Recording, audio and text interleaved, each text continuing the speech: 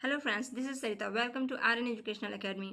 Friends, देखेंगे आज कुछ इंपॉर्टेंट क्वेश्चंस सी टेट की प्रिपरेशन के लिए। फ्रेंड्स, सी टेट की प्रिपरेशन के लिए हम लेकर के आते हैं आपके लिए सी टेट से रिलेटेड सारे सब्जेक्ट और pedagogy most important question. Pedagogy friends जो होती है अंडरस्टैंडिंग बेस्ड होती है। अंडरस्टैंडिंग बेस्ड क्वेश्चन को समझना बहुत ही इंपॉर्टेंट होता है और किस तरीके से क्वेश्चंस बनते हैं ये आपको जानना होगा। प्लस चार ऑप्शन में से एक बेस्ट ऑप्शन जो कि आपका सही आंसर होगा वो समझना आपके लिए बहुत ही ज़रूरी है। फ्रेंड्स, अगर आपने फर्स्ट टाइम एग्ज़ाम अगर आप दे रहे हैं सी टेट का तो भी, और अगर आप कई बार दे करके निराश हो चुके हो, अगर 2 बार 3 बार में अगर आपका अभी तक क्लियर नहीं हो पाया तो भी फ्रेंड्स सब्सक्राइब कर लीजिए आर एन एजुकेशनल अकेडमी।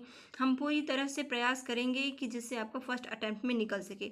ऐसा फ्रेंड्स मैं इसलिए कह पा रही हूँ क्योंकि मैंने फर्स्ट अटैम्प्ट में अपना क्लियर किया है, तो मैं कोशिश करूँगी कि मैं अपनी स्ट्रेटजी और अपना तरीका कि किस तरीके से मैंने किया वो मैं आपको समझाने की कोशिश करूँगी। तो फ्रेंड्स चलिए देखते हैं सी टेट का आज सीडीपी का section child development and pedagogy. तो पेडागोजी के कुछ क्वेश्चन होंगे प्लस कुछ टीचिंग एप्टीट्यूड और कुछ जो हमारी थ्योरी होती है साइकोलॉजिस्ट बेस्ड वो सब कुछ होगा। तो चलिए स्टार्ट करते हैं। फ्रेंड्स, यहाँ मैं आपको बता दूँ कि कुछ इंस्ट्रक्शन होते हैं। अगर आप फर्स्ट टाइम दे रहे हो, फर्स्ट अटेम्प्ट है आपका सी टेट का, तो कुछ इंस्ट्रक्शन होते हैं जो कि आपको देखना ज़रूरी है। 150 क्वेश्चंस होते हैं और 150 क्वेश्चन में 5 पार्ट होता है, 5 पार्ट्स डिवाइड होते हैं 30-30 क्वेश्चन के, जिसमें कि आपका पहला सीडीपी होता है, फिर आपका ईवीएस होता है, फिर हिंदी होता है और लैंग्वेज होता है जिसमें आप इंग्लिश या संस्कृत चूज़ करते हो, और आपका मैथ होता है। तो 30-30 क्वेश्चन के सभी 5 पार्ट्स होते हैं और 2.5 घंटे का आपका टाइमिंग है। तो फ्रेंड्स, एक क्वेश्चन के लिए 1 मिनट आपको मिलता है। क्वेश्चंस लेंदी होते हैं, क्वेश्चन लेंदी होते हैं, पढ़ना होता है आपको और पढ़ करके उस चीज़ को समझना होता है। बट अगर आपकी अंडरस्टैंडिंग डेवलप हो गई तो आप काफ़ी अच्छा कर पाएंगे पहले अटेम्प्ट में ही। तो चलिए स्टार्ट करते हैं। ये जो इंस्ट्रक्शन था बताना ज़रूरी था, इसलिए जो फर्स्ट अभी अटेम्प्ट करेंगे मेरे फ्रेंड्स उनके लिए इंस्ट्रक्शंस ज़रूरी था। और चलिए स्टार्ट करते हैं। देखते हैं बाल विकास एवं शिक्षा शास्त्र। तो बाल विकास का ये सेगमेंट, पहला ही क्वेश्चन आपके स्क्रीन पर है। निम्न में से वह कारक जो बालकों में अधिकतम अधिगम प्रसार हेतु आवश्यक है। दोस्तों, यहाँ पे एक एक शब्दों को हमें समझना है कि क्या कहा जा रहा है। अधिगम मीन्स होता है सीखना, लर्निंग प्रोसेस। तो निम्न में से जो नीचे दिए ऑप्शंस हैं उसमें से वह कारक हमें चूज करना है जो बालकों के अर्थात स्टूडेंट के ज़्यादा से ज़्यादा अधिक से अधिक सिखाने का जो प्रसार करना है, अधिक से अधिक बच्चे सीख सकें उसके लिए इम्पॉर्टेंट है। क्या इंपॉर्टेंट होगा, ऑप्शंस देखते हैं। फर्स्ट ऑप्शन है अध्ययन के प्रति उनकी वैयक्तिक रुचि, एंड सेकेंड ऑप्शन है कक्षा कक्ष में अधिकाधिक कार्य, एंड थर्ड ऑप्शन है गृह कार्य की अधिकता, एंड फोर्थ ऑप्शन है लेखन कार्य की अधिकता। अब फ्रेंड्स, बिल्कुल भी आप देखिए, जब भी आप अपने एग्जामिनेशन हॉल में बैठोगे या फिर अब जब भी आप प्रैक्टिस सेट अपना लेकर के बैठोगे प्रैक्टिस करने के लिए, आप खुद को ये समझ लीजिए कि एज आप एक टीचर हो और आपके सामने ये जो सिचुएशन है, आप एक टीचर हो, आपके सामने बच्चों की सिचुएशन है, तो आप खुद को सोचो कि आप एक ईमानदार शिक्षक हो, आप कैसे करोगे। बच्चों को आप ज़्यादा से ज़्यादा देना चाह रहे हैं। तो देखिए, ऑप्शन है अध्ययन के प्रति उनकी वैयक्तिक रुचि।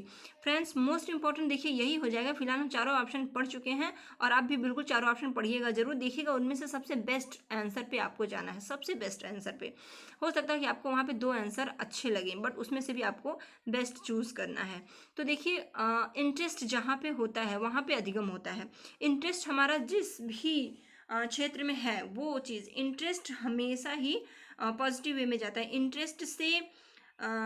इंटरेस्ट होती है जहाँ, वहाँ लर्निंग प्रोसेस बढ़ जाता है, कार्य करने की क्षमता बढ़ जाती है, सीखने की अधिक से अधिक संभावना उत्पन्न होती है। तो अध्ययन के प्रति उनकी वैयक्तिक रुचि, अगर उस बच्चे में वैयक्तिक रुचि, अपनी खुद का इंटरेस्ट उनका है, तो ये सबसे बेस्ट है। कक्षा कक्ष में अधिकाधिक कार्य देना, सबसे ज़्यादा कार्य देने से तो बच्चे बोर हो जाएंगे और वो करेंगे ही नहीं, थक जाएंगे, बोर हो जाएंगे। बच्चों को अधिक से अधिक कार्य देने से कुछ नहीं होगा। गृह कार्य की अधिकता, देखिए होमवर्क का लोड तो बिल्कुल भी नहीं करना है। लेखन कार्य की अधिकता, या फिर लेखन कार्य की, ये तो होमवर्क हो या फिर लेखन कार्य हो, किसी भी चीज़ को ज़्यादा देंगे तो बच्चे के ऊपर वर्क लोड होगा। और बच्चे को वर्क लोड नहीं देना है, बच्चे को जो भी शिक्षा देनी है आपको खेल खेल में देनी है, इंटरेस्टिंग वे में देना है। तो यहाँ पे आपका फर्स्ट ऑप्शन, अगर बच्चे का अध्ययन के प्रति वैयक्तिक रुचि है, अगर उनका इंडिविजुअल इंटरेस्ट है, तो वो सबसे बेहतर होगा अधिगम के प्रसार हेतु। आई होप आप काफ़ी अच्छे से समझ पाए होंगे। सो फ्रेंड्स, चलिए यहाँ पे आपका फर्स्ट ऑप्शन हो जाता है राइट, अध्ययन के प्रति उनकी वैयक्तिक रुचि। आगे बढ़ेंगे, देखिएगा दोस्तों, यहाँ पर है कोई बालक जैसे जैसे बड़ा होता है, कोई बालक जैसे जैसे बड़ा होता है उसमें रुचि संबंधी प्रवृत्तियाँ विकसित होती हैं। अब जो रुचि संबंधी प्रवृत्तियाँ विकसित होती हैं किस प्रकार विकसित होती हैं? अनेक रूप में, नियमित रूप में, गुणात्मक दृष्टि से, या इनमें से कोई नहीं। तो क्या होगा बताइएगा। देखिए दोस्तों, कोई बालक जब बड़ा होता है तो उसमें जो रुचि, इंटरेस्ट की ही बात हो रही है यहाँ पे।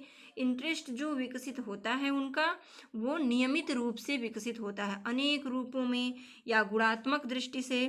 गुणों के दृष्टि से, गुणों को देख करके नहीं होता है विकसित, बल्कि नियमित रूप से विकसित होता है। यहाँ पे देखिए, विकास की प्रक्रिया में बालक का शारीरिक, क्रियात्मक, सामाजिक, क्रियात्मक, संज्ञानात्मक, भाषागत, संवेगात्मक और सामाजिक विकास, ये सब कुछ जो मैंने विकास और ग्रोथ एंड डेवलपमेंट पढ़ाया था। देखिए, विकास की बात करें तो विकास जो है वो नैतिक, सामाजिक और सांस्कृतिक, ये सभी पक्षों में होता है। तो नियमित रूप से उसकी एक दिशा होती है, उसका एक लक्ष्य होता है विकास का। बालक जैसे जैसे बड़ा हो रहा है, अर्थात विकास की बात हो रही है, तो वो नियमित रूप से होता है। राइट ऑप्शन आपका फर्स्ट हो जाएगा। देखेंगे आगे, नेक्स्ट क्वेश्चन है, थर्ड क्वेश्चन, अमूर्त वस्तुओं के विषय में बच्चा कब सोचना प्रारंभ करता है? अमूर्त वस्तुओं के विषय में, देखिए अमूर्त, अब यहाँ पे देखिए आपके सामने दिया गया पूर्व बाल्यावस्था, बाल्यावस्था, पूर्व किशोरावस्था और किशोरावस्था।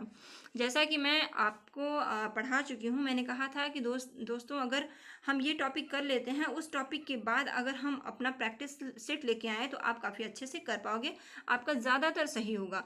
तो दोस्तों देखिए, जो आप अभी मेरे पिछली वीडियोस पर जाके देखिएगा, आई बटन पे देखिएगा, प्लेलिस्ट में भी डिस्क्रिप्शन में हम दे देंगे, वहाँ पे देख सकते हैं आप।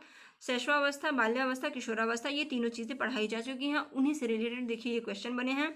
पियाजे का है अमूर्त वस्तुओं के विषय में बच्चा कब सोचना प्रारंभ करता है?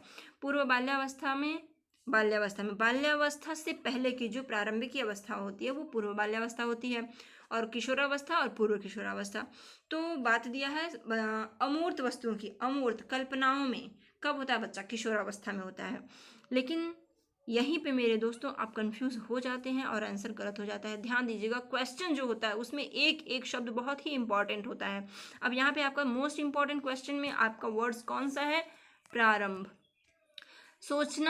सोचता है, अमूर्त वस्तुओं के बारे में सोचता है, अगर ये होगा तो आपका यहाँ पे किशोरावस्था हो जाता। बट सोचना प्रारंभ करता है, स्टार्टिंग एज है उसकी, तो ये पूर्व किशोरावस्था, अर्थात किशोरावस्था से पहले की जो एज होती है उसमें बच्चा प्रारंभ करता है, स्टार्ट होता है इमेजिनेशन करना, स्टार्ट होता है कल्पनाओं में जीना, कल्पनाओं में बहने की जो अवस्था होती है वो शुरुआत में ही होती है। धीरे धीरे बच्चा जब पूरी तरीके से किशोर हो जाता है, तब तो वो परिपक्व होने लगता है, समझने लगता है कि सच्चाई क्या है, हमारे लिए गलत और सही क्या है। लेकिन जब बात हो रही है यहाँ पे बच्चा कब सोचना प्रारंभ करता है, दोस्तों देखिए थोड़ा समय लग रहा है, मैं समझाने का प्रयास कर रही हूँ, बट यही समझना ही आपके लिए बहुत ही इंपॉर्टेंट है। और आप अगर ये सोचोगे कि बहुत ज़्यादा बोल रही हैं, लेंदी हो रहा है, आप अगर स्किप करके चले जाओगे तो कोई प्रॉब्लम नहीं, मुझे ज़्यादा कोई दिक्कत नहीं होने वाली है। लेकिन आप अगर नहीं समझ पाएंगे तो अपने एग्ज़ाम में आपको प्रॉब्लम होगी। तो दोस्तों थोड़ा सा टाइम दीजिएगा, रुकिएगा और समझने का प्रयास कीजिएगा। जिस दिन जब आप इस क्वेश्चन के फॉर्म को समझने लगेंगे तो आपके क्वेश्चन बनने लगेंगे। बहुत ज़्यादा क्वेश्चन की प्रैक्टिस सेट करने की ज़रूरत नहीं है। हाँ, जो भी कीजिए समझ के साथ कीजिए, कॉन्सेप्ट क्लियर होता जाए। तो बात हो रही है अमूर्त वस्तुओं की, तो अमूर्त वस्तुओं की जो इमेजिनेशन प्रारंभ होती है ये सब होता है किशोरावस्था में। तो दोस्तों किशोरावस्था में होता तो है, लेकिन बात यहाँ हो रही है कब सोचना प्रारंभ करता है। तो सोचना प्रारंभ करता है जो बच्चा, वो होता है पूर्व किशोरावस्था में। सो राइट ऑप्शन आपका हो जाएगा थर्ड, पूर्व किशोरावस्था जो होता है, किशोरावस्था की शुरुआत, उसमें बच्चा अमूर्त वस्तुओं के विषय में सोचना प्रारंभ करता है। प्रारंभ जो शब्द है ये आपके आंसर को चेंज कर दे रहा है। आगे बढ़ेंगे,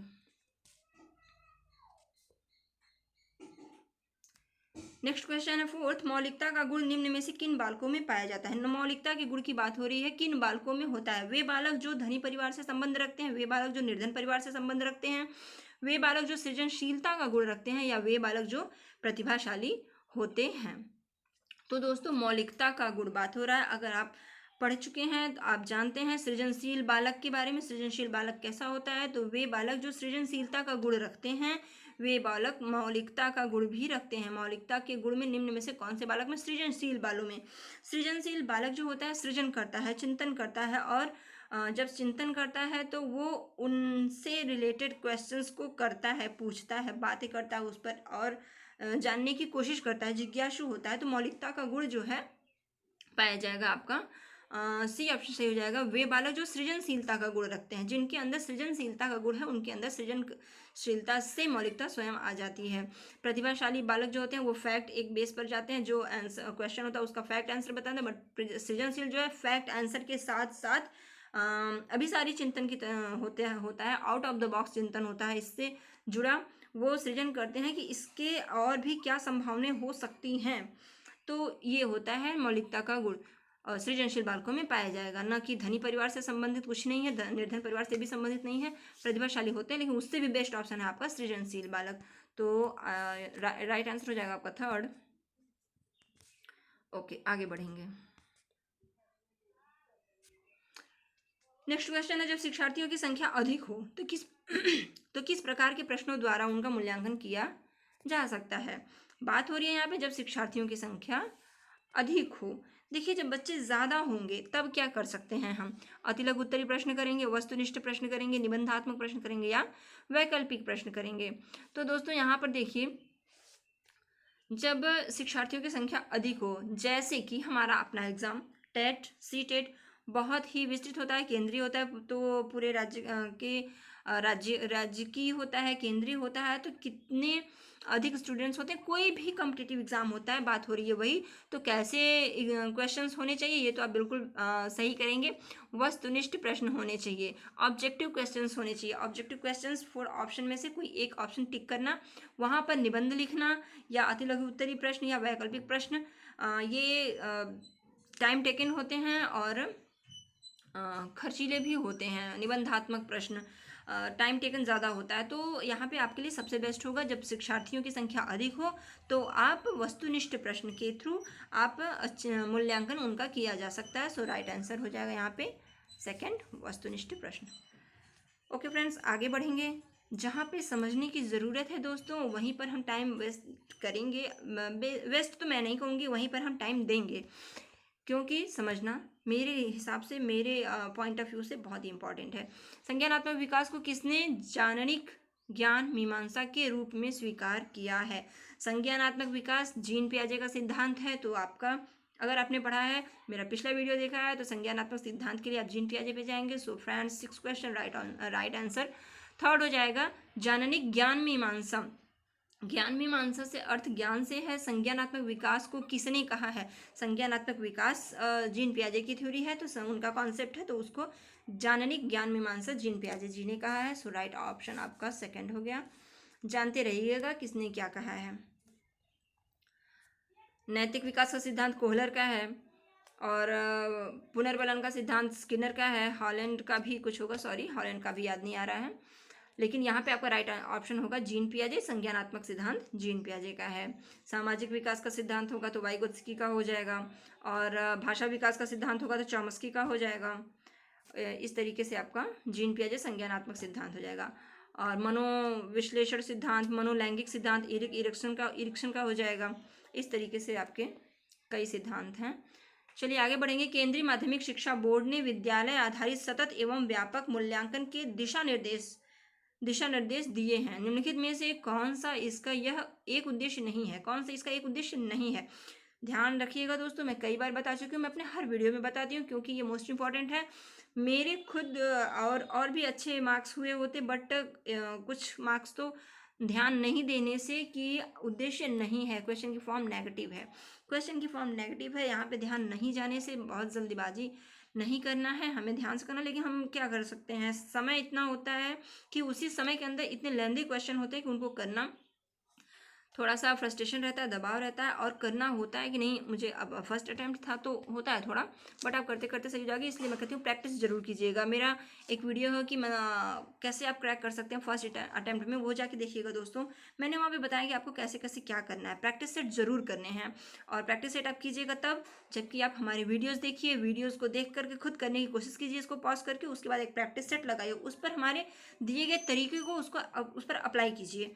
सो फ्रेंड्स, इस तरीके से आप करेंगे तो आपको बहुत ज़्यादा अच्छे से आप कर पाएंगे, बहुत ज़्यादा लाभ मिलेगा। तो चलिए देखते हैं क्वेश्चन की फॉर्म नेगेटिव, तो हमें आंसर भी उसी तरीके के मिलेंगे। बच्चों पर पड़ने वाले दबाव को कम करना, क्या कह रहा है, केंद्रीय माध्यमिक शिक्षा बोर्ड ने विद्यालय आधारित सतत एवं व्यापक मूल्यांकन के दिशा निर्देश दिए हैं, ठीक।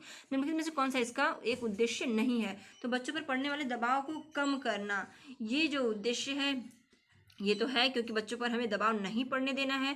दबाव होने पर बच्चे क्या शिक्षा लेंगे, दबाव पड़ने पर किसी तरह की अच्छी शिक्षा नहीं मिल सकती। बच्चों को स्वतंत्र छोड़ना चाहिए, बच्चे स्वतंत्र सक्रिय जिज्ञासु होते हैं, स्वतंत्र उन्हें छोड़ना चाहिए। विद्यार्थियों को अपनी रुचि के अनुसार पढ़ने की छूट देना, हाँ बिल्कुल, इसका कौन सा उद्देश्य नहीं है, पढ़ने की छूट हमें तो देना चाहिए। तो यहाँ पे क्या है, और छात्रों की प्रवीणता के निर्धारण के लिए अंकों के स्थान पर ग्रेडों का उपयोग, एंड अंकों के स्थान पर ग्रेडों का उपयोग, निदान एवं उपचार के साधन की व्यवस्था करना। तो निदान एवं उपचार के साधन की व्यवस्था भी करनी चाहिए। छात्रों की प्रवीणता के निर्धारण के लिए अंकों के स्थान पर ग्रेडों का उपयोग करना, यही हो सकता है आपका, बट सेकेंड दिया है। केंद्रीय माध्यमिक शिक्षा बोर्ड ने विद्यालय आधारित सतत एवं व्यापक मूल्यांकन के दिशा निर्देश दिए हैं कि आपको सतत और व्यापक मूल्यांकन करना है। निम्नलिखित में से कौन सा इसका एक उद्देश्य नहीं है। विद्यार्थियों को अपनी रुचि के अनुसार पढ़ने की छूट देना, हाँ दोस्तों देखिए, रुचि के अनुसार पढ़ने देना तो चाहिए, लेकिन बात यहाँ पर है पढ़ने की छूट देना अपनी रुचि के अनुसार। अगर बच्चे की रुचि दूसरी तरफ है, बच्चा पढ़ना नहीं चाह रहा है, तो क्या आप हमेशा ही आप एक शिक्षक हो, आपको उन्हें सही दिशा निर्देश देना है, ना कि बच्चे जो भी मनमानी करें वो करते जाएं। आपको बच्चों को सही दिशा निर्देश देना है, विदाउट एनी पनिशमेंट, किसी भी तरीके का पनिशमेंट नहीं देना है। आपको उन्हें इस तरीके से एक सही दिशा निर्देश की तरफ ले आना है, एक इंटरेस्टिंग वे में, कि बच्चे खुशी खुशी आपके तरीके को और सही मार्गदर्शन को चूज करें। तो यहाँ पे विद्यार्थियों को अपनी रुचि के अनुसार पढ़ने की छूट देना। देखिए, दबाव को आप बिल्कुल भी कम करेंगे, और प्रवीणता के निर्धारण पर अंकों के स्थान पर ग्रेडों की जो बात हुई है, अंक के स्थान पर ग्रेड की बात हुई है। बच्चों को फेल करने से, अनुत्तीर्ण करने से बेहतर है कि ग्रेड दीजिए। बच्चे को ये एहसास हो कि नहीं, हम फेल तो नहीं हुए हैं, बट हाँ हमारा ग्रेड कम है, लेवल कम है, हमें और प्रयास करने की ज़रूरत है। तो ग्रेड का इसलिए चुनाव किया गया। और निदान एवं उपचार तो बिल्कुल करना है, हमारे पढ़ाने का लक्ष्य ही यही होता है, निदान करें फिर उसके बाद उसका उपचार करें, जिससे कि प्रॉब्लम सॉल्व हो। निदान होता है प्रॉब्लम का पता लगाना, कमियों का पता लगाना, एंड उपचार होता है उसको सॉल्व करना, उसकी कमियों को दूर करना किसी भी तरीके से, एक सही तरीके से। तो यहाँ पे हो जाएगा विद्यार्थियों को अपनी रुचि के अनुसार पढ़ने की छूट देना एक उद्देश्य नहीं है। ये हमारा उद्देश्य नहीं होता है कि बच्चे जो भी इच्छा हो, जो भी मर्जी हो वो पढ़ सकते हैं, उससे हमारा कोई मतलब नहीं, कोई सरोकार नहीं। तो ये उद्देश्य नहीं है दोस्तों। उद्देश्य है हमारा बच्चे को एक सही दिशा में ले जाना, और अगर गलत दिशा में बच्चे की रुचि बढ़ रही है तो उस पर अंकुश लगाकर उसको सही दिशा दिखाना। सो राइट ऑप्शन आपका हो जाएगा सेकंड। आगे बढ़ेंगे। नेक्स्ट क्वेश्चन है, निम्नलिखित में से कौन सा वाक्य सत्य नहीं है।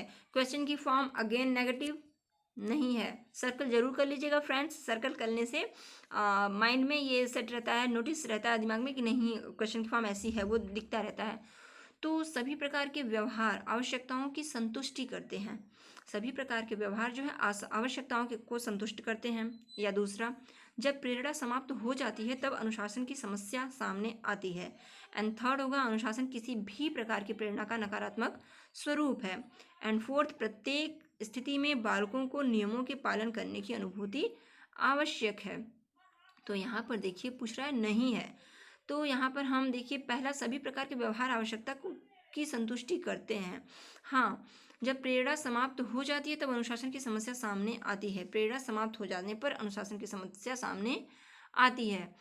और अनुशासन किसी भी, देखिए जब तक प्रेरणा है तब तक कोई भी अनुशासन किसी को रोक नहीं सकता, किसी कोई भी बंदिश हो, कोई भी अनुशासन हो, लेकिन एक प्रेरणा है, एक मोटिवेशन है।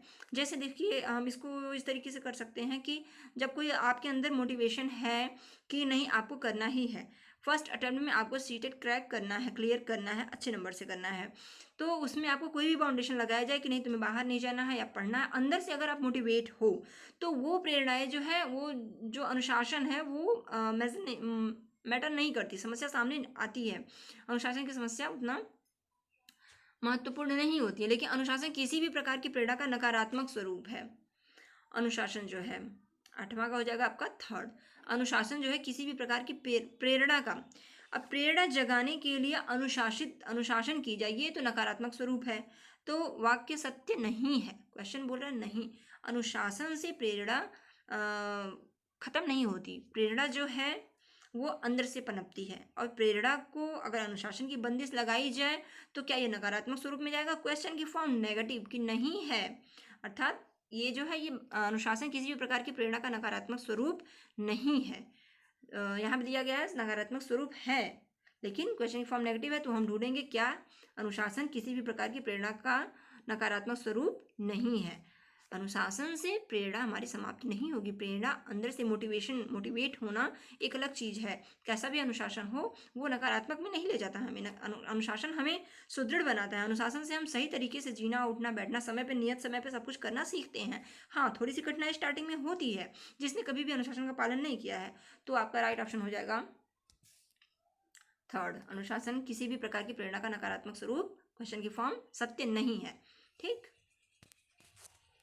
आगे बढ़ेंगे। बच्चों के वैयक्तिक विकास हेतु शिक्षा से संबंधित किस तथ्य पर एक शिक्षक को ध्यान नहीं देना चाहिए? देखिए क्वेश्चन की फॉर्म अगेन नेगेटिव, किस शिक्षक को ध्यान नहीं देना चाहिए। अब किस किस बात पर शिक्षक को ध्यान देना चाहिए ये देख लेते हैं हम। बच्चों के रचनात्मक कुशलता का विकास करना, ठीक है, बच्चों का रचनात्मक कुशलता का विकास करना चाहिए। बच्चों में नैतिक मूल्यों के भाव को जागृत करना, जी हाँ बिल्कुल, नैतिक मूल्यों के भाव को भी जागृत करना चाहिए। तो आपका पहला तो हो गया करना चाहिए, ये भी करना चाहिए, मतलब ये दोनों नहीं होंगे क्योंकि दिया है नहीं, तो ये दोनों तो नहीं होंगे क्योंकि ये सब करना चाहिए। बच्चों को पर्याप्त स्नेह प्रदान नहीं करना, क्यों नहीं करेंगे बताइए, बच्चों को स्नेह तो देना ही चाहिए, पर्याप्त स्नेह प्रदान नहीं करना, तो दिया है कौन सा, ध्यान नहीं देना चाहिए। तो हमें इस तरफ ध्यान नहीं देना चाहिए कि बच्चों को पर्याप्त स्नेह नहीं प्रदान करना, नेगेटिव में दे दिया है। और बच्चों को व्यक्तित्व की मान्यता न देना, व्यक्तित्व की मान्यता न देना, अगर व्यक्तित्व को, बच्चों के व्यक्तित्व को अगर मान्यता आप नहीं देंगे तो देखिए हर एक बच्चा अलग अलग विशेषता सबके अंदर होती है, सबका व्यक्तित्व अलग अलग होता है। लेकिन अगर बच्चे के व्यक्तित्व को ही आप मान्यता नहीं देंगे तो एक बच्चा स्वयं को क्या समझेगा? बच्चे के व्यक्तित्व को मान्यता देनी चाहिए, बच्चे का कैसा व्यक्तित्व है आप उसके व्यक्तित्व को बिल्कुल मान्यता देंगे। लेकिन बात है यहाँ पे पर्याप्त स्नेह प्रदान नहीं करना। देखिए पर्याप्त स्नेह का मतलब अधिक, बहुत ज़्यादा अधिक सिर्फ स्नेह ही नहीं देना जिससे बच्चे बिगड़ जाएं। बच्चों को पर्याप्त स्नेह प्रदान करना चाहिए, लेकिन क्वेश्चन की फॉर्म नेगेटिव है कि ध्यान नहीं देना है। तो बच्चों को पर्याप्त स्नेह प्रदान नहीं करने पर ध्यान नहीं देना है, करने पर ध्यान देना है, नहीं करने पर ध्यान नहीं देना है। कन्फ्यूज़न आपको लग रहा होगा बट आप समझने की कोशिश कीजिए, नहीं करने पर ध्यान नहीं देना है। अगर लिखा होता बच्चों को पर्याप्त स्नेह प्रदान करना तब तो उस पर ध्यान देना है, लेकिन पूछा है क्वेश्चन की ध्यान नहीं देना चाहिए, तो किस पर नहीं देना चाहिए? दिया है प्रदान नहीं करने पर, नहीं करने पर ध्यान नहीं देना चाहिए। बहुत अधिक स्नेह से भी बच्चों में मतलब तरीका पढ़ाने का मतलब ये नहीं होता कि बहुत ज़्यादा आप स्नेह प्रदान कीजिए, बहुत लाड प्यार में उनकी नींव को बिगाड़नी नहीं है, बहुत ही लाड प्यार में एक जो जितना ज़रूरी है उतना देना, और सही मार्गदर्शन करना, सही मूल्यों पर ले जाना, नैतिक मूल्य देना, सब कुछ सिखाना। तो आगे बढ़ेंगे। एक बालक कक्षा में दी गई अनुक्रियाओं को तेजी से सीख जाता है, तेजी से सीख जाता है, कोई भी क्लास में अनुक्रिया दी गई है एक बच्चे को तो वो तेजी से सीख जाता है, इसका कारण क्या हो सकता है? अब आप ऑप्शन देखिएगा, बालक की तेज बुद्धि, बालक की सुनने की क्षमता, बालक की तेज नज़र, बालक की क्षीण बुद्धि। क्षीण बुद्धि मतलब कमज़ोर बुद्धि। अब आप देखिए मैं कैसे निकालती थी, आप यहाँ पर ऐसे कर दीजिए, राइट ऑप्शन आप जिधर राइट इधर इधर आप टिक किया करिए कि आपको क्या वहाँ पे टिक करना है। और इस तरफ आप मार्क कर सकते हो कि बालक की क्षीण बुद्धि का मतलब होता है कमजोर बुद्धि। तो कमजोर बुद्धि तेजी से सीख जाता है, कभी नहीं होगा। तो आप इसको कर देंगे, इसको आपको ध्यान नहीं देना, ये तो हो ही नहीं सकता। बालक की तेज नजर, अब तेज नजर और तेज सुनने की क्षमता, बात हो रही है बालक की कक्षा में दी गई अनुक्रिया। बच्चे की कक्षा में कोई अनुक्रिया दी गई है, कुछ क्रिया दी गई है करने के लिए, तो तेजी से सीख जाता है वो बालक, तेजी से सीख जाता है। तो क्या तेज अगर सुनने की क्षमता होगी तो हम तेजी से सीखेंगे, या हमारी तेज नज़र होगी तो तेजी से सीखेंगे? तो नहीं दोस्तों। देखिए, तेज से सुनने की क्षमता या तेज नज़र, ये अनुक्रियाओं को तेजी से सीख जाना, कर लेना नहीं बल्कि सीख जाना, देख लेना नहीं, सुन लेना नहीं कहा है, सीख जाना। तो ये तेज बुद्धि वाला बालक ही कर सकता है। सो राइट आंसर आपका हो जाएगा फर्स्ट। इधर हम फर्स्ट लगाएंगे जिससे कि हम इसी को फिल करेंगे अपने एग्जाम के समय में। इधर से हम क्रॉस करते जाते हैं जिस पर कि हमको बार बार सारे ऑप्शन में टैली ना करना पड़े। एक बार मैंने जिसको डिसाइड कर दिया कि नहीं ये नहीं होगा, तो फिर उसमें टैली करने की जरूरत नहीं है, वो नहीं होगा। इस तरीके से फ्रेंड्स आपका टाइम बच जाता है। अगर चारों में अगर आप क्रॉस नहीं करते हो तो चारों में आप टैली करते ही रह जाते हो, बार बार 2 बार 3 बार आप क्वेश्चन को पढ़ते हो, कन्फ्यूजन होता है। आगे बढ़ेंगे। देखिए, व्यक्तिगत विभिन्नताओं के विकास हेतु पूर्व माध्यमिक कक्षाओं में बालकों का शिक्षण किस प्रकार किया जाना चाहिए? पूर्व माध्यमिक कक्षाओं में शिक्षण की बात हो रही है तो किस प्रकार किया जाना चाहिए, देखेंगे एक नज़र। देखिए, ऑप्शंस को देखेंगे और समझने की कोशिश करेंगे। पहला ऑप्शन है खेल विधि के माध्यम से बालकों को गणित तथा भाषा ज्ञान देना चाहिए, खेल विधि के माध्यम से। एंड सेकेंड ऑप्शन है उन्हें अक्षर ज्ञान तथा गणना की प्रारंभिक जानकारी प्रारंभ से ही मौखिक रूप से दी जानी चाहिए। ठीक। एंड आगे बढ़ेंगे। लिखने तथा सिखाने लिखने तथा सिखाने से पूर्व बच्चों से चित्र बनवाए जाने चाहिए। एंड फोर्थ है उपरोक्त सभी। देखिएगा दोस्तों, उपरोक्त सभी आंसर जो होता है सही होता है, बट क्वेश्चन की फॉर्म नेगेटिव ना हो तो। अगर क्वेश्चन की फॉर्म सारी पॉजिटिव हैं, चारों ऑप्शन को आपने देख लिया, थर्ड तीनों ऑप्शन को आपने देख लिया है, एक ऑप्शन है जो कि उपरोक्त सभी है, तो आप तीनों ऑप्शन पे ध्यान देंगे कि तीनों ऑप्शन अगर पॉजिटिव वे में है तो आप उपरोक्त सभी पर जा सकते हैं, बट अगर नेगेटिव वे में है तो आप उपरोक्त सभी में नहीं जाएंगे, उस पर आपको थोड़ा सा चिंतन करने की आवश्यकता है। तो यहाँ पे बात हो रही है बच्चे को पूर्व माध्यमिक कक्षाओं में बालक को शिक्षण किस प्रकार किया जाना चाहिए। खेल विधि से बिल्कुल किया जाना चाहिए, गणित तथा भाषा का ज्ञान देना बिल्कुल 100% सबसे बेहतर है, बेस्ट है। उन्हें अक्षर ज्ञान तथा गणना की जानकारी प्रारंभ से ही मौखिक रूप से दी जानी चाहिए। दोस्तों, ये भी अच्छी बात है, अगर शुरुआत से ही मौखिक रूप से आप गणना की जानकारी देंगे तो बच्चों में किसी भी तरह का गणित को लेकर डर नहीं होगा, आगे चल करके बच्चे अच्छे से ईजिली कर पाएंगे। तो बिल्कुल अक्षर ज्ञान तथा गणना की जानकारी शुरू से ही मौखिक रूप में दी जानी चाहिए, ये भी आपका सही हो जाता है। अब लिखने तथा सिखाने से पूर्व बच्चों से चित्र बनवाए जाएं। तो स्टार्टिंग में बच्चे जब पीजी में होते हैं, प्ले ग्राउंड जब होता है बच्चों का, तो वहाँ पे लिखाने की बात नहीं होती, बच्चों से सर्कल हुआ और कई तरीके की आकृतियाँ बनवाई जाती हैं। तो लिखने से पूर्व बच्चों से चित्र बनवाए जाते हैं। तो चित्र बनाने में बच्चे इंटरेस्ट फील करते हैं, बच्चे अच्छे से खुशी खुशी बनाते हैं। और चित्र बनाने से बच्चों में हाथ की कुशलता अच्छी होती है, डेवलप होती है। तो यहाँ पे आपकी सारी चीज़ें आपका पॉजिटिव में जा रही है। सो आप राइट आंसर आपका फोर्थ ही हो जाएगा, उपरोक्त सभी। आप बिल्कुल उपरोक्त सभी पर जा सकते हैं। आगे बढ़ेंगे हम। आप एक शिक्षक होने के नाते अपनी कक्षा की छात्राओं का शिक्षण कैसे करेंगे? बस आप खुद पर ले जाइए इस क्वेश्चन को, सोचिए। आप एज अ टीचर, आप एक शिक्षक हैं मान लीजिए, अब आप क्या करेंगे खुद के साथ? अगर आप किसी चीज़ को क्वेश्चन को रख के देखेंगे, बच्चों के बारे में आपकी जो सोच होगी, आप एक अच्छे शिक्षक बनना चाहते हैं तो आपकी सोच काफ़ी अच्छी होगी, और उस तरीके से आप सोचेंगे तो आप बिल्कुल सही आंसर पर जाएंगे। देखिएगा ऑप्शन क्या है, कक्षा के छात्रों से अलग कर उन्हें घर के काम धंधों की जानकारी देंगे। कक्षा के छात्रों से अलग करके उन्हें घर के काम धंधों की बिल्कुल भी नहीं। आप शिक्षक होने के नाते अपनी कक्षा की छात्राओं की शिक्षण बात हो रहा है यहाँ पे विशेष, देखिए छात्रों की नहीं, छात्राओं के शिक्षण की बात हो रही है यहाँ पे विशेष कि आप अपने छात्राओं के लिए क्या करेंगे। तो दोस्तों, कोई भी किसी भी तरह का अंतर नहीं करना है। लिंग भेदभाव को आप बिल्कुल भी नेगेटिव फॉर्म में रखेंगे।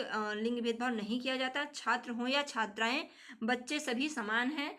हमें पढ़ाना है, बढ़ाना है आगे सभी को। तो आप उन्हें ये नहीं कहेंगे कि कक्षा के छात्रों से उन्हें अलग कर देंगे और घर के काम धंधों की जानकारी देंगे, जी नहीं। आगे बढ़ेंगे। पहला ऑप्शन तो नहीं होगा, फर्स्ट ऑप्शन तो नहीं होगा। अब हम ध्यान देंगे अगले ऑप्शन पर। अगला ऑप्शन क्या है, छात्राओं पर अवांछित टिप्पणी करके जिससे कि वह स्वयं को विशिष्ट ना समझे। नहीं दोस्तों, ये भी नहीं होगा। हर एक बालक स्वयं में विशिष्ट है। हम किसी भी तरीके का अवांछित टिप्पणी बच्चों पर नहीं करेंगे जिससे कि वह स्वयं को विशिष्ट ना समझे। तो हर एक बालक विशिष्ट है स्वयं में, और हर एक बालक अलग व्यक्तिगत विभिन्नताएं सभी बच्चे में होती हैं। कोई भी बालक एक जैसा नहीं होता, सब में अलग अलग विशिष्टताएं हो सकती हैं कि किसी बच्चे में कुछ हो, किसी बच्चे में कुछ। टिप्पणी, अवांछित टिप्पणी तो कभी भी नहीं करना है एक शिक्षक को, और ये भी गलत हो जाएगा फिर आपका काम धंधों की जानकारी देना, और दूसरा भी आपका रॉन्ग है। तो सभी छात्र व छात्राओं की समान रूप से शिक्षण व्यवस्था करेंगे, बिल्कुल समान रूप से शिक्षण व्यवस्था करेंगे। अब आप देखिए यहाँ पे दे दिया है उपरोक्त सभी। अब आप एक टीचर हो, क्या आप इन सभी को करेंगे? अगर आप फास्ट सोचते हैं कि जहाँ पे उपरोक्त सभी दिया है उसको हम तुरंत उपरोक्त सभी कर देंगे। उपरोक्त सभी वही सही होता है दोस्तों जहाँ पे सभी क्वेश्चन के जो ऑप्शंस होते हैं वो पॉजिटिव फॉर्म में होते हैं। तो यहाँ पे उपरोक्त सभी कभी नहीं होगा। हाँ, आप सभी छात्र छात्राओं की समान रूप से शिक्षण व्यवस्था करेंगे। आप एक टीचर हो, आप समानता के नियम को जानते हैं। आपको सभी बच्चों पर एक समान व्यवहार करना है, एक समान शिक्षण व्यवस्था लागू करना है। सो राइट आंसर आपका थर्ड हो जाएगा। आगे बढ़ेंगे। देखिए नेक्स्ट क्वेश्चन, आपकी कक्षा का एक शिक्षार्थी रमेश हमेशा आपके साथ बात करता हो, तो आपकी राय रमेश के विषय में क्या होगी?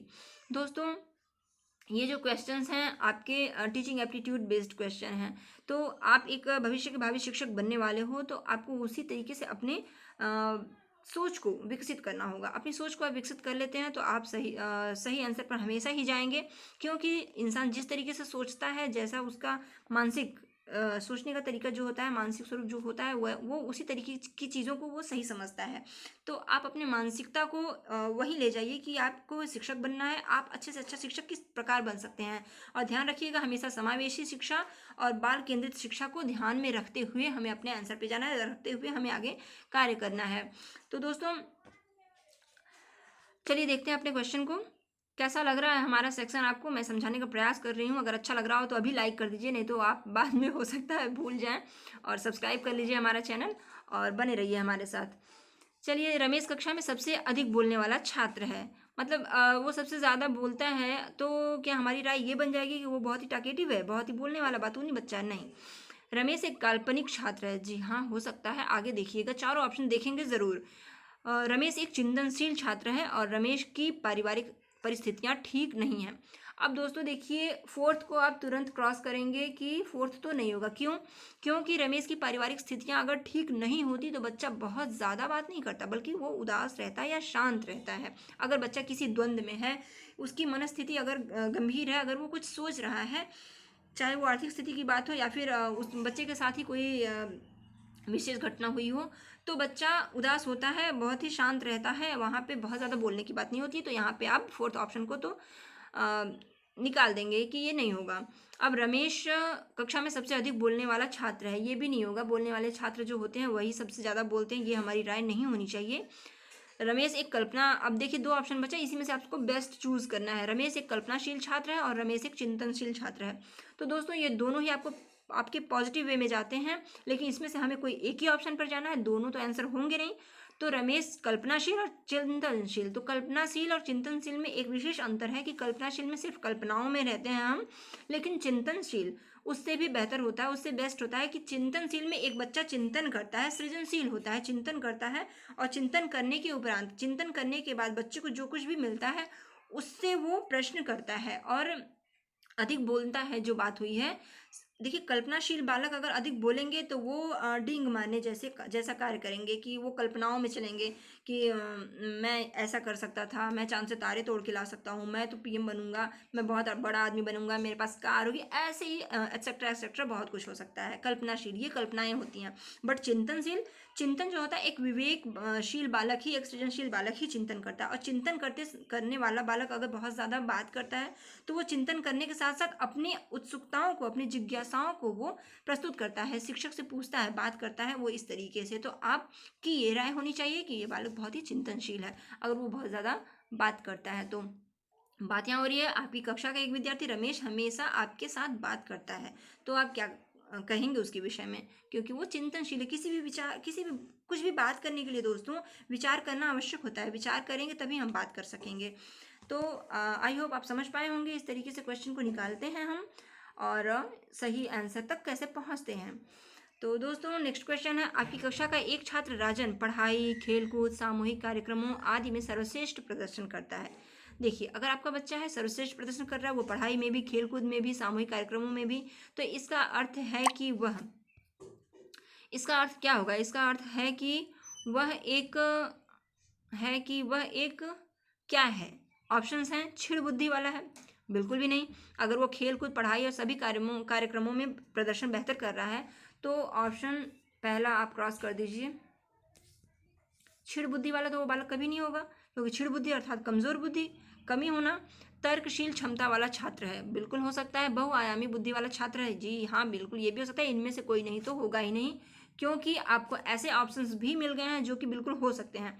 अब देखिए, बहुआयामी बुद्धि वाला छात्र और तर्कशील क्षमता वाला छात्र, बात यहाँ पे हो रही है आपके कक्षा का एक बच्चा राजन पढ़ाई, खेलकूद, सामूहिक कार्यक्रम, इन चीज़ों को ध्यान देंगे दोस्तों, आपके प्रश्न में ही आपका आंसर छिपा होता है।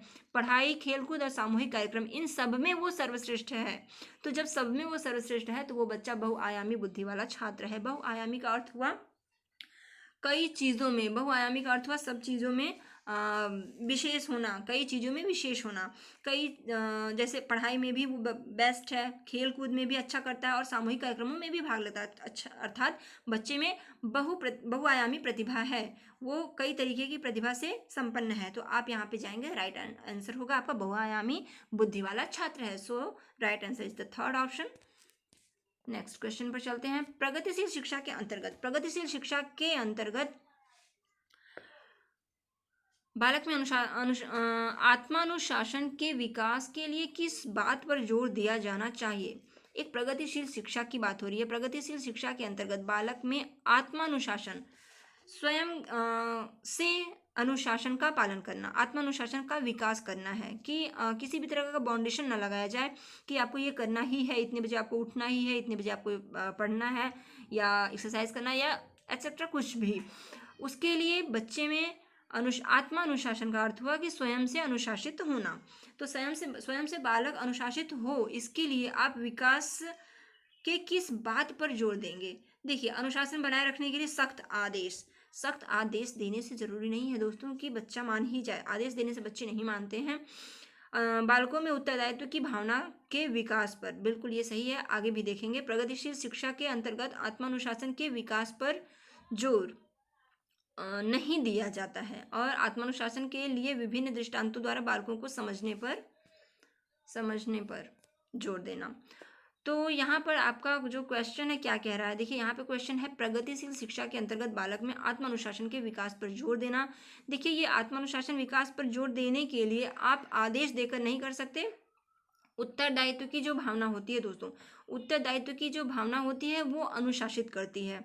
अगर आप में किसी भी चीज़ का उत्तरदायित्व है कि ये मुझे पूरा करना ही है तो आप स्वयं अनुशासित हो जाएंगे। बात करें, आपको एक पॉइंट की बात बताते चलें कि प्रगतिशील शिक्षा की बात हो रही है, तो प्रगतिशील शिक्षा की अवधारणा जो का विकास जो किया था वो जॉन ड्यूवी ने किया था। जॉन ड्यूवी ने, जो कि संयुक्त राज्य अमेरिका के रहने वाले हैं, जॉन ड्यूवी, उन्होंने प्रगतिशील शिक्षा की अवधारणा का विकास किया था। तो उनके अकॉर्डिंग अगर उत्तरदायित्व की भावना बच्चे में विकसित की जाए तो बच्चा स्वयं आत्मानुशासित हो जाता है। राइट ऑप्शन आपका हो जाएगा सेकंड, बालकों में उत्तरदायित्व की भावना का विकास करना। जॉन ड्यूवी प्रगतिशील शिक्षा के अवधारणा का विकास जॉन ड्यूवी ने किया था। जॉन ड्यूवी कहाँ के रहने वाले हैं, संयुक्त राज्य अमेरिका के। सो फ्रेंड्स, यहाँ पे ये क्वेश्चंस आपके 50 क्वेश्चंस पूरे हुए। फ्रेंड्स, आप जानते हो कि अंडरस्टैंडिंग बेस्ड क्वेश्चन होती है, समझना इंपॉर्टेंट होता है। 15 क्वेश्चन और हम लेकर के इस प्रैक्टिस सेट को पूरा करा देंगे। ये प्रैक्टिस सेट हमारा पूरा होगा, नेक्स्ट वीडियो में हम ले आएंगे अपना और 15 क्वेश्चन, जिससे ये प्रैक्टिस सेट पूरा हो जाएगा। सो फ्रेंड्स, कैसा लगा आपको बताइएगा, ज़रूर कमेंट कीजिएगा और प्लीज़ अपना सुझाव दीजिएगा कि आप किस तरीके की क्लास चाहते हैं, कैसा लगता है हमारा क्लास में, क्या कुछ और किया जा सकता है अपनी क्लास को बेहतर बनाने के लिए। सो फ्रेंड्स, सब्सक्राइब कर लीजिए, लाइक कर दीजिए।